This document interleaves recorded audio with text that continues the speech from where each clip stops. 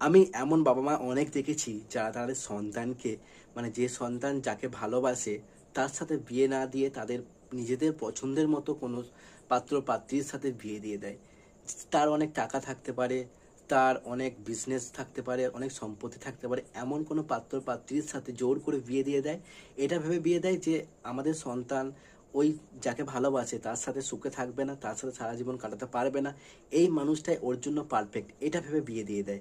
এতে করে ওই সন্তানটা বাবা-মার কথা ভেবে সম্মানের কথা ভেবে কিন্তু বিয়েতে রাজি হয়ে গেলেও সারাটা জীবন কিন্তু সুখী হতে পারে না, সারাটা জীবন আনন্দে থাকতে পারে না।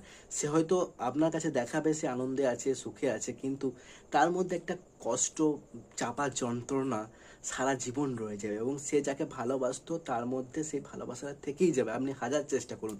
হয়তো সে আপনাকে মুখ ফুটে বলতে পারবে না বা কাউকেই কোনোদিন বলতে পারবে না, কিন্তু সারা জীবন তার মধ্যে কষ্ট